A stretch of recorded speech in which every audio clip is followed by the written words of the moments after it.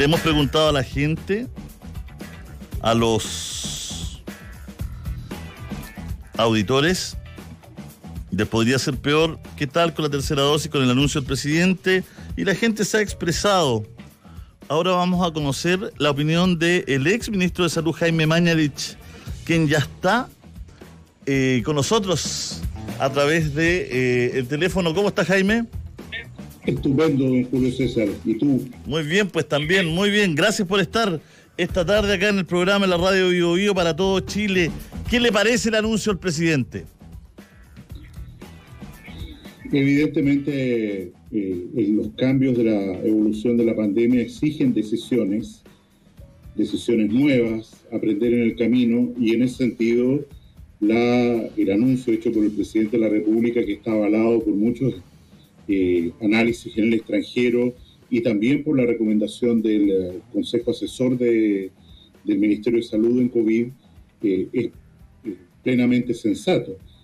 Básicamente, por una parte, o en un eje de la conversación o del anuncio, está el planteamiento de la necesidad de una dosis de refuerzo para, asumiendo por todos los datos que las defensas, la inmunidad que se ha logrado con las vacunas que se han puesto en Chile no es infinita, y que se necesita, como en muchos otros programas de vacunación, difteria, polio, qué sé yo, se necesita un refuerzo para que el organismo, las personas, produzcan tasas de defensa más altas.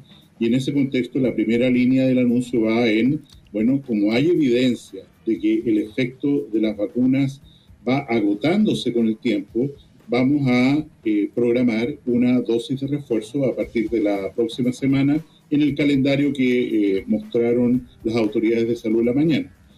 El otro eje es que sabemos que lograr una inmunidad colectiva o de rebaño, en el sentido de que el virus cuando llegue no encuentre un terreno propicio de personas que no tienen defensa, porque no se han enfermado o porque no se han vacunado, es prácticamente, se necesita vacunar a toda la población de Chile, no solo la población objetivo definida por el Ministerio de Salud al principio de la campaña, sino toda la población de Chile. Y de allí viene la segunda línea del anuncio del presidente en la mañana, que es: vamos a avanzar, apenas el Instituto de Salud Pública dé la autorización, con una vacunación en los niños entre 3 y 11 años, que hoy día no están incluidos en los programas, porque ellos también se pueden enfermar, a veces gravemente, y porque desde luego son un terreno propicio para que el virus se siga propagando y mutando dentro de nuestro país.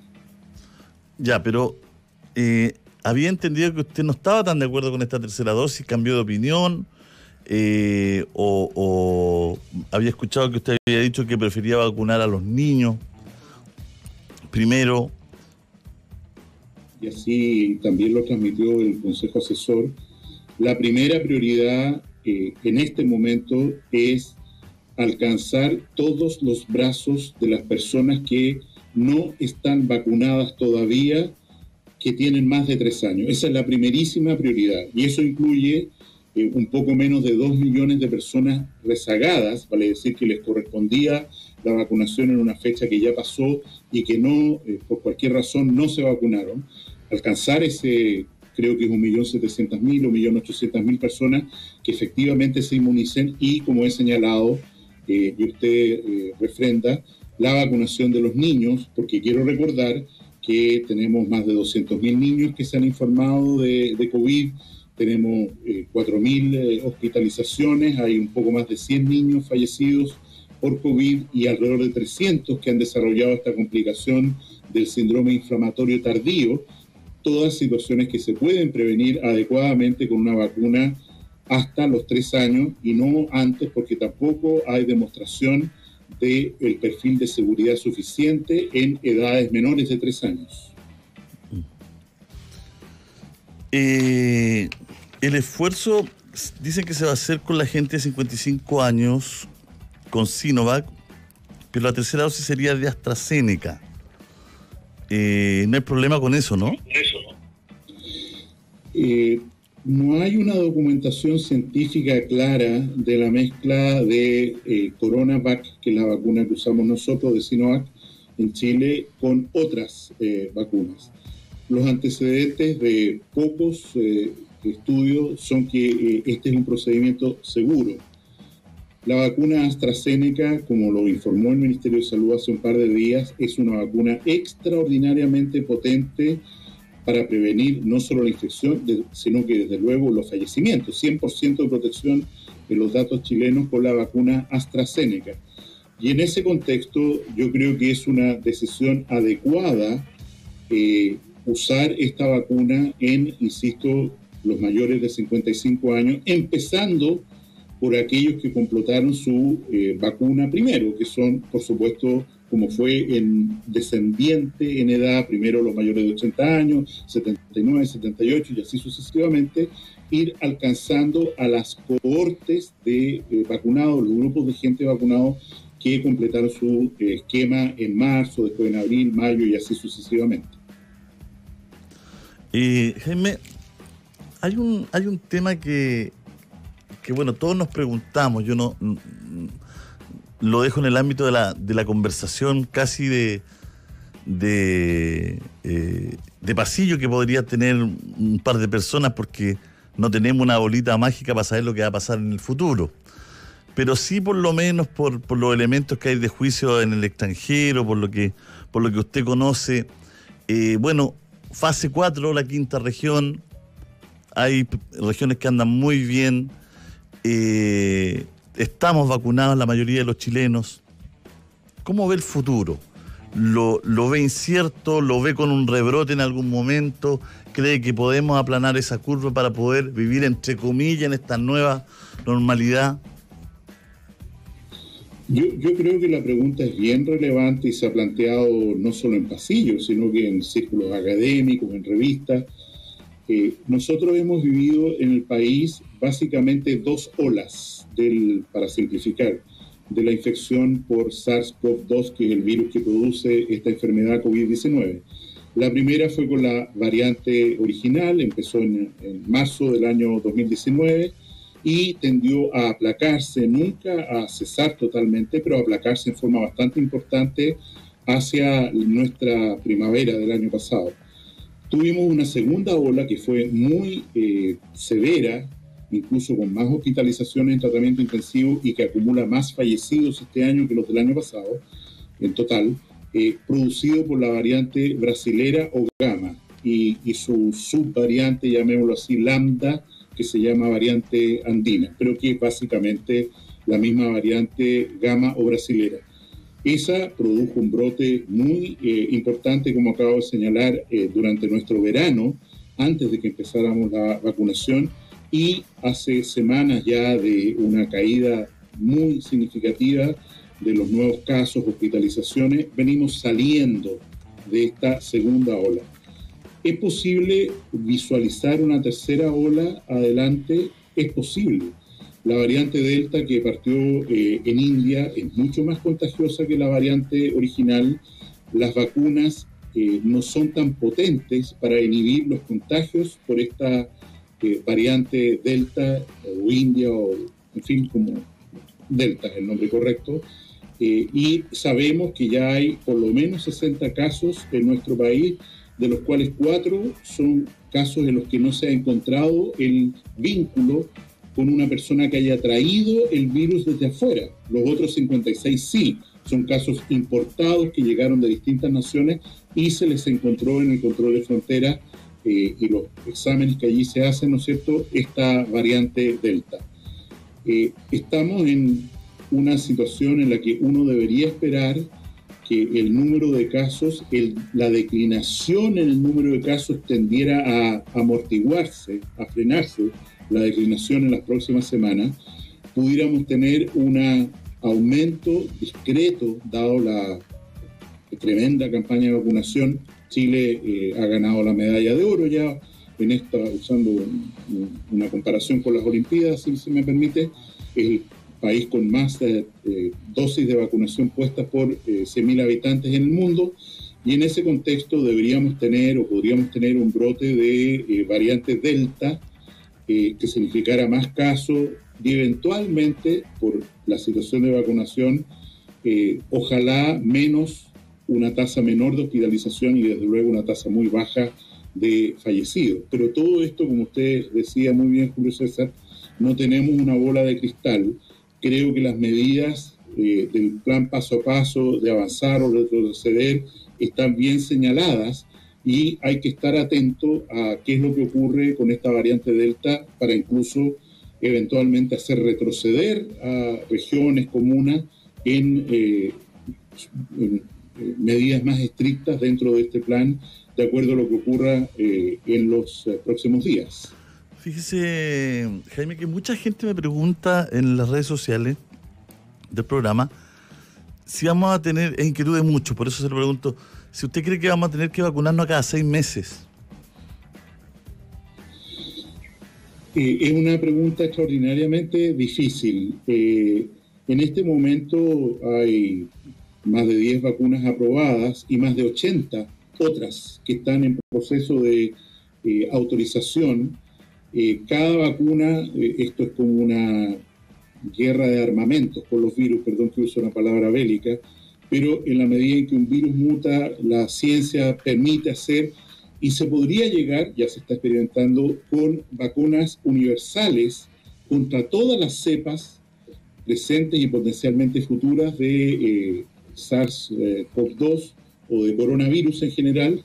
Y en ese contexto yo tengo optimismo por el desarrollo, la velocidad del desarrollo de la ciencia, que vamos a poder lograr un esquema de vacunación en el cual una vez al año, una vez cada 2 años, durante los próximos años, haya que hacer un refuerzo, como lo hacemos por influenza, por lo demás todos los años, para las variantes que está asumiendo este virus, independiente de que ojalá, como digo, se logre una vacuna universal contra todos los coronavirus, donde hay muchos avances científicos en este momento.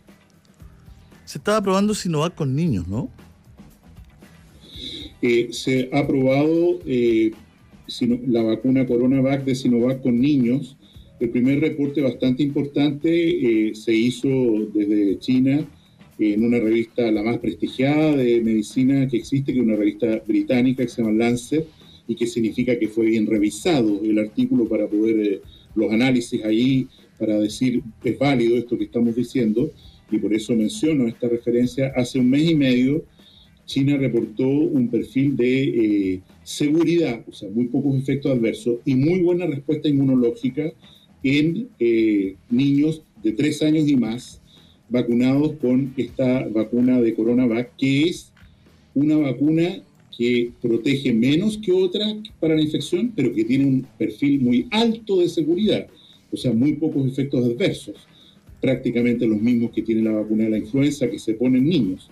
Y en ese contexto, dado que para los niños se requiere un máximo perfil de seguridad, a mí me parece, como ha sugerido el Consejo Asesor del Ministerio, con muchos expertos ahí, me parece que la decisión correcta es, si decide vacunarse a niños, usar en primer lugar CoronaVac.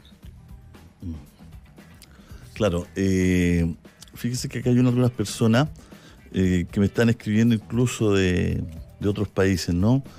Hay muchos países donde no hay vacuna, y lo leíamos antes la OMS. La Organización Mundial de la Salud ha dicho, antes de poner una tercera dosis, ¿por qué no se logra hacer más justicia con las vacunas? Hay muchos lugares donde no han llegado vacunas. ¿Qué reflexión tiene sobre eso, Jaime? Yo tengo 2 puntos. El primero tiene que ver con la distribución mundial de vacunas, y sabemos que hay países muy privilegiados como el nuestro que lograron contratos muy tempranos con distintos laboratorios para tener la cantidad de vacunas que están comprometidas en Chile, que alcanzan para vacunar a 2,5 veces a toda la población, las vacunas comprometidas para Chile. En ese contexto, uno mira al resto de Latinoamérica para mirar a los vecinos, y la situación es bien agobiante. Bolivia no tiene vacuna, Argentina empezó a vacunar con la vacuna Sputnik V, la vacuna rusa, que es una muy, muy buena vacuna, pero han tenido dificultades logísticas para recibir la segunda dosis, que en el caso de Sputnik es distinta. Nosotros cuando usamos CoronaVac, usamos la misma idéntica vacuna en la primera dosis y en la segunda dosis. Para la vacuna Sputnik V hay que usar una formulación diferente, o sea, alguien que se vacuna con una primera dosis necesita una fórmula distinta para la segunda dosis, y ahí Argentina está en un problema, y Perú y Ecuador y lo que sea. Y entonces hay un tema de solidaridad. También hay un tema de salud pública. ¿Y cómo hace el link con eso, con la frontera, Jaime? Porque si vemos que los vecinos están con tantos problemas de esta naturaleza, ¿cómo se trabaja la frontera en virtud de eso? Voy al tiro a eso. Termino diciendo lo siguiente. Efectivamente, esta es una pandemia global y los virus no tienen bandera. Atraviesan, ¿no es cierto?, a menos que pongamos, como usted está preguntando, bloqueos, controles, atraviesan a través de las personas y llegan a los distintos países. Nosotros ya lo vivimos esto con la variante Gamma brasilera, que se produjo por una gran circulación de virus en el noroeste de Brasil, en la Amazonía, específicamente en la ciudad de Manaus, y allí se generó esta variante que si Manaus o el norte de Brasil hubiera tenido suficientes vacunas, probablemente esa mutación no se habría producido y nosotros no habríamos tenido la segunda ola. Entonces hay una dificultad enorme, y el control de frontera, que en este periodo está siendo mucho más duro que en el pasado, tiene limitaciones, porque la gente viaja, no es posible testear a todos, a veces hay certificaciones que no son fidedignas, y en ese sentido es evidente que la Subsecretaría de Salud Pública, el Instituto de Salud Pública han hecho esfuerzos gigantescos por testear a toda persona que ingresa a Chile a través de cualquier punto fronterizo, pero como señalaba antes, ya tenemos 4 casos en los que no es posible identificar un vínculo con alguien que trajo el virus desde afuera, y entonces hay que mirar ahora no solo la frontera, sino que la trazabilidad dentro del país, específicamente para la variante Delta. Y eso hace las cosas muy complicadas. Aquí, evidentemente, el gobierno, el presidente, tiene que tomar decisiones. Yo pensé que la focalización de la revacunación o de la dosis de refuerzo iba a ser mucho más precisa, o sea, a personas, por ejemplo, que tienen una enfermedad crónica, están en tratamiento por un cáncer, o que tienen 80 años y más, y sobre ellos los virus, por así decir, se ceban, produciendo enfermedades muy graves e incluso la muerte. Pero se ha tomado la decisión en el Ministerio de Salud de ampliar esta refuerzo de vacunación a, insisto, toda la gente que recibió la vacuna CoronaVac, no las otras vacunas. O sea, si alguien se vacunó con 2 dosis de Pfizer, no está en este programa. Es solo para hoy, para personas que se hayan vacunado con CoronaVac, dado la evidencia de que para esa vacuna en particular las defensas han caído más rápido que para las otras vacunas. ¿Qué le parecen estas fábricas de Sinovac en Chile? ¿Somos los mejores socios de China o no hoy día? Porque si usted me da este escenario, los vecinos van a necesitar vacunas. ¿Dónde las vamos a envasar, distribuir y fabricar? A lo mejor acá, digamos. Aquí hay un tema que no escapa a su entendimiento, Julio César, geopolítico de la mayor importancia. Es evidente que Chile es potencialmente, por sus costas, por su estructura jurídica, la menor corrupción, etcétera, es el socio ideal para China para influir en América Latina en general, y es por eso que en el caso de las vacunas en particular, dice: voy a instalar una fábrica que en realidad traiga a granel vacuna y la envase en Chile para repartirla en toda Latinoamérica, no solo en Chile. Más de 40 millones de vacunas, o 60 creo que se espera, millones que se espera que hacia el fin del año 22 haya producido. Inversión total China. Inversión, pero no es una gran inversión, son 60 millones de dólares que para los temas que estamos hablando es discreto. Si esto lleva a un desarrollo más profundo después, en el sentido de que los científicos chilenos puedan, o desde Chile se pueda participar en fases más tempranas de la elaboración de vacunas, tanto mejor. Se va a generar un un centro de referencia de investigación en Antofagasta. ¿Y por qué en Antofagasta?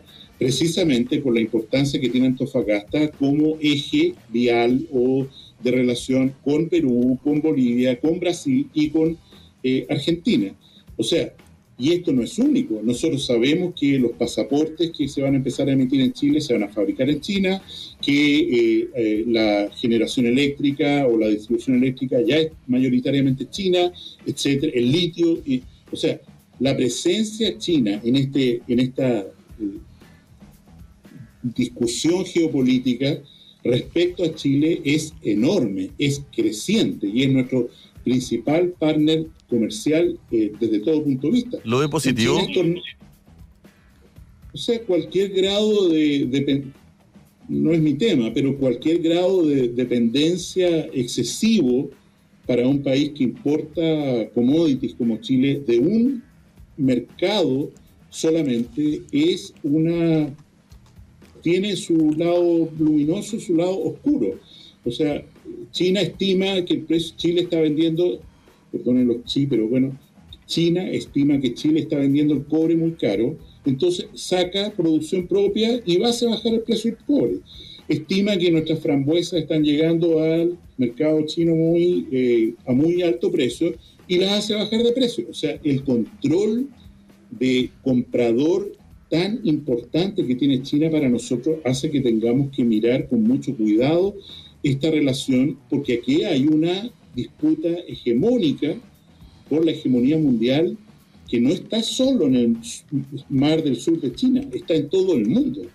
Y yo no tengo claro si el siglo XXI va a ser un siglo que va a terminar siendo chino o va a terminar siendo estadounidense o en cualquier equilibrio de estas combinaciones, al final, insisto, en 70, 80 años más. ¿Y a usted lo convence eso? O sea, nuestra posición como país exportador... Son comunistas los chinos, ¿eh? ¿Ah? Son comunistas los chinos. Yo creo que China es una combinación curiosa de un país políticamente comunista, con partido único y, en fin, primer ministro de por vida ahora o presidente, asamblea del partido, todo eso, pero que en realidad practica las formas más extremas del capitalismo, o sea, una síntesis novedosa en la historia del mundo. De hecho, nosotros estamos hablando en la Convención Constituyente respecto a qué margen vamos a permitir a la inversión extranjera en Chile. Todo esto es inversión extranjera y por lo tanto, insisto, creo que es un tema por verse. Ahora, la relación entre el Partido Comunista Chino y el Partido Comunista Chileno yo la considero bastante débil. No veo ahí una conjunción de intereses que haya que molestarse en analizar. No, se lo preguntaba así nomás al pasar. Con todo respeto, como dice. Con todo respeto, porque tan malo que son los comunistas y son los mejores amigos ahora. Bueno, yo creo que el mundo tiene que aprender mucho. Así es el mundo del coronavirus. Digamos, las divisiones fronteras hegemónicas, qué sé yo, el coronavirus nos ha enseñado que hay problemas, para qué hablar del calentamiento global y qué sé yo, que son problemas que hay que enfrentar toda la humanidad junta. La próxima pandemia, si no aprendemos de esta, a porrazo, la próxima pandemia va a ser feroz.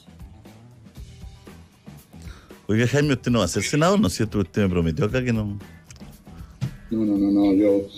es el mundo de una generación. El año 2021 marca el año 2020, un hito histórico en nuestro país en el cual tiene que asumir todas las responsabilidades públicas una generación más joven. Le está abriendo camino a los más jóvenes. ¿Le gusta Sichel o no? Me gusta mucho. Yo creo que es un muy buen candidato, acorde a los tiempos, en el sentido de que se está buscando una ecuación más de centro, Hay que ver qué es lo que ocurre en esta primaria informal o no legal de la unidad constituyente, y en pocos días más vamos a tener el panorama bastante claro respecto a qué es lo que viene. ¿Y usted trabajaría en un eventual gobierno de Sichel o ya se cansó de la...? No estoy cansado, pero insisto, creo que es el momento de otra generación.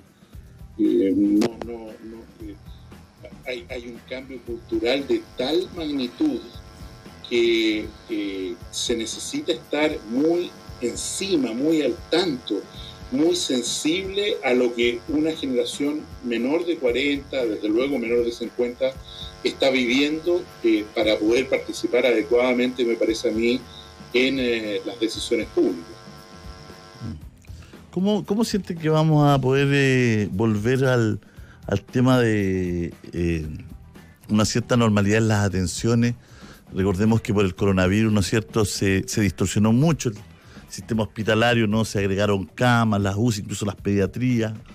Hay mucha gente que tiene sus tratamientos atrasados, todo, que va a tener una repercusión en el futuro. O sea, ya la está teniendo desde luego, ya sabemos, ¿no es cierto?, gente que no se está controlando sus enfermedades crónicas, no está haciendo los exámenes preventivos de cáncer, Papa Nicolau, mamografía, todo eso va para qué hablar de la salud mental. Todo eso significa una post-pandemia de todo lo otro que quedó postergado, porque aquí al final los países, nosotros no nos excluimos, hicimos un esfuerzo, por así decir, de racionamiento. Los recursos, las camas, lo que usted acaba de señalar, los doctores, las enfermeras, los auxiliares, son un recurso limitado, y por lo tanto, como tenemos esta amenaza tan gigantesca, nueva, centenaria, una vez en 100 años, vamos a privilegiar el uso de los recursos y todo lo otro lo vamos a buscar.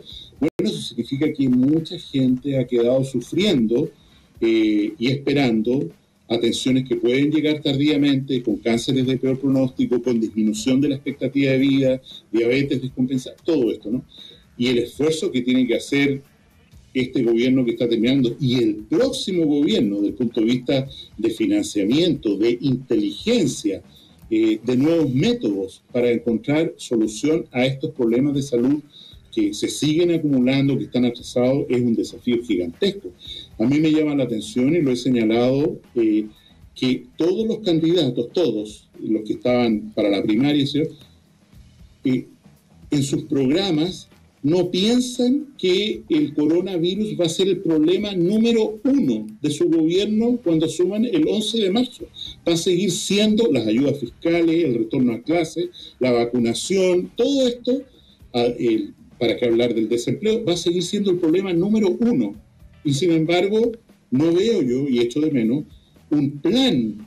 A ver, yo creo que para los próximos 5 años, 4 años, que va a durar, suponemos, el próximo presidente, el eje va a estar de nuevo en el coronavirus y en sus repercusiones, y en lo que usted acaba de mencionar respecto a toda esta espera, también con carácter de pandemia, que han tenido que enfrentar los enfermos de otras cosas. Y no es una oportunidad, perdón, Jaime, que lo interrumpa, y no es una oportunidad esta, por lo que usted está diciendo, de implementar un plan único de salud, de que la salud pública en Chile suba sus estándares a nivel de la salud privada, que haga ese esfuerzo. Yo creo que es una gran oportunidad el hecho de haber creado por primera vez lo que no se logró incluso cuando el año 52 se implementó el Servicio Nacional de Salud, que es una sola red bajo el gobierno de la Subsecretaría de Redes Asistenciales, y los directores de servicios de salud de las distintas partes del país, que incluya a todos los privados, a todas las mutuales de seguridad, a los hospitales, a las instalaciones de las Fuerzas Armadas, y a los hospitales y recintos públicos, es una novedad.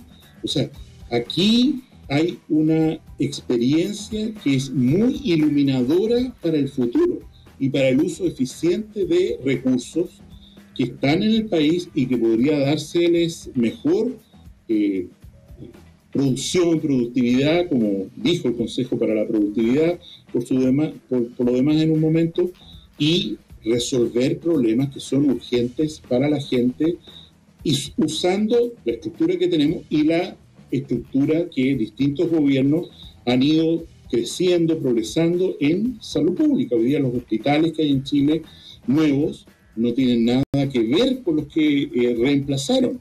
O sea, son realmente hospitales de primera línea. ¿Y cómo hacer con... Yo sé que es difícil porque también son una minoría, pero una minoría que me imagino todos como chilenos, como ciudadanos, como seres humanos no queremos dejar fuera, ¿no? ¿Cómo hacemos con los niños que tienen tantas carencias, que tienen enfermedades raras, que necesitan medicamentos que son complejos de encontrar? Mientras usted me lo entrevisto, me llega un WhatsApp de una mamá de Dante, de un niño que tiene una enfermedad, que necesita ser trasladado, que nadie lo escucha. Vamos Dante se llama la campaña solidaria. El tratamiento solamente lo puede adquirir aquí en la clínica de la Universidad Católica. Uno ve tantos casos así, Jaime. ¿Cómo lograr llegar a tantas familias que no pueden costear estos tratamientos? Bueno, en Chile se implementó una ley que se hace cargo de esto, la ley Ricardo Soto. En mi opinión, el financiamiento que tiene esta ley es todavía muy insuficiente para las necesidades como las que usted plantea, de este menor de edad, supongo, Dante, pero creo que está trazado el camino de cómo se resuelve, cómo se priorizan las enfermedades, cuáles son los medicamentos y cómo probar si son medicamentos o procedimientos, cómo asegurarse de que realmente producen el beneficio que se espera que produzcan, porque también de repente la industria farmacéutica sobre todo crea ilusiones respecto a productos farmacéuticos que prometen más de lo que en realidad pueden cumplir, pero teniendo esos cuidados y teniendo una agencia como es el Consejo Asesor de la Ley Ricardo Soto, yo creo que se puede progresar mucho. Pero también hay otras áreas, Julio César. Me parece, a propósito de lo que hablábamos antes del cambio generacional, que todo lo que significa entregar salud a través de dispositivos electrónicos, teleconsulta, toda la maravilla que se ha desarrollado, y perdón que lo califique así, respecto a la salud mental a través de teleconsulta. Eso significa una potencia de expansión para esos servicios enorme. Y por eso yo pienso, coincido con usted, porque usted dio la opinión, también aquí hay un aprendizaje de oportunidades que nos ha dejado esta pandemia que hay que capitalizar para un mejor sistema de salud en el futuro. Tantas, y perdón que sea duro con esto, tantas atenciones de salud que se hacían o se siguen haciendo, pero que en realidad llevados al colador de lo necesario no son necesarias. Y la gente se sigue operando de cosas que hoy día la ciencia ha mostrado que no es necesario operarse. Bueno, ahí también hay un esfuerzo muy importante para decir, esto es lo que sabemos hoy día, esto es lo que vale la pena hacer y esto no. Pongo el ejemplo concreto del uso de robots para cirugía abdominal. El uso de cirugía robótica es una epidemia en el mundo, influido enormemente por la industria tecnológica que está detrás. Bueno, cada vez hay más estudios que muestran que el uso de robots para cirugía abdominal y pelviana no tiene ventajas sobre como se hacía habitualmente, que era la vía laparoscópica, o sea, metiendo, ¿no es cierto?, unos visores, etc. Y en ese contexto creo que también aquí hay una sacudida del árbol para decir, evitemos las acciones de salud que no producen beneficio. Pero en temas más concretos, por ejemplo, este niño Dante, es muy pequeñito, tiene leucemia. Se encuentra en una etapa muy compleja y lamentablemente el sistema público de salud no le ofrece más alternativas de tratamiento. Por eso ellos quieren trasladarlo a la Universidad Católica. Para eso necesitan una alta suma de dinero porque finalmente no está en el GES, ¿no? Entonces uno siente que la gente opta, que volvemos a lo que habíamos hablado hace un ratito atrás, hace unos minutitos, ¿no? El sistema público no le entrega lo que entrega el sistema privado. Se produce ahí una inequidad y esta familia está buscando ayuda de manera Se le fue la voz. Ahí sí. Desde luego, la leucemia está en el auge. Primera aclaración, la leucemia infantil está en el auge, tiene cobertura, financiamiento, atención, en fin, en partícipes privados y públicos, incluso requiriendo trasplante de médula, donde el Hospital Luis Calvo Maquena es por lejos uno de los mejores centros de trasplante de médula y tratamiento de leucemia en niños en América Latina. Y en ese contexto, sin entrar al caso particular, le pongo otro ejemplo de equidad en otro sentido. Una mujer que atiende su parto en el sistema público tiene aproximadamente un 30%, el primer parto, tiene aproximadamente un 30% de posibilidades de que ese parto termine en cesárea. Si esa misma mujer se atiende en el sector privado, la probabilidad de que termine una cesárea es 80%. Y esa es peor medicina, no es mejor medicina, es peor medicina. Que el 80% de las mujeres que se atienden en el sector privado en Chile tengan su primer parto y por lo tanto todos los siguientes por qué pasa eso, Jaime? Escándalo. ¿Y por qué es un escándalo? Porque el quehacer obstétrico que ha dejado a la matrona como cuidadora de la atención normal del parto, en beneficio de una atención medicalizada, acentúa el hecho de que induzcamos el parto, de que nos conviene que el parto sea de día, que el fin de semana mejor que no. Entonces se condiciona la atención del parto y lo digo con seguridad, porque es así estudiado en distintas partes del mundo, condicionado a la voluntad del obstetra o de la obstetra que atiende ese parto. Eso es un escándalo. Pero claro que es escandaloso y se sabe hace tiempo que eso pasa en Chile. Y lo mismo es, o sea, por la misma patología usted va a una clínica privada y le dicen tenemos que operarlo, y en otro lugar le dice vamos a hacer kinesioterapia. Y resulta que el resultado de la kinesioterapia es tan bueno como el de la cirugía, en muchas atenciones. Por eso digo, el coordinar desde el punto de vista de la autoridad sanitaria un plan de salud universal que diga esto es lo que, y creo que tiene que ver con la discusión constitucional también, esto es lo que el Estado de Chile asegura a través del mecanismo que sea, no me meto en eso. Y esto es lo mínimo y esta es la guía clínica para tratar esta enfermedad. Creo que también significa una seguridad para la gente que incluso ¿Pero por qué eso no se detuvo? Usted trabajó mucho en la clínica Las Condes, que forma parte de ese sistema privado de la cesárea.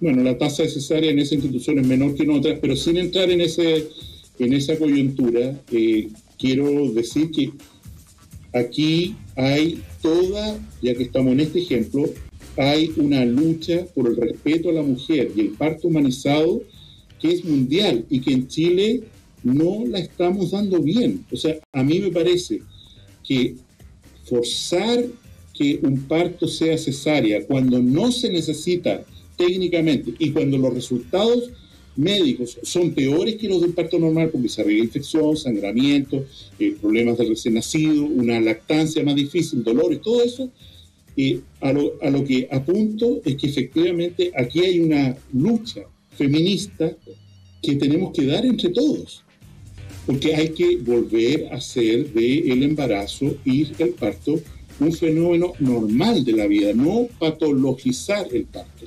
Y eso excede con mucho a una institución A, B o Z.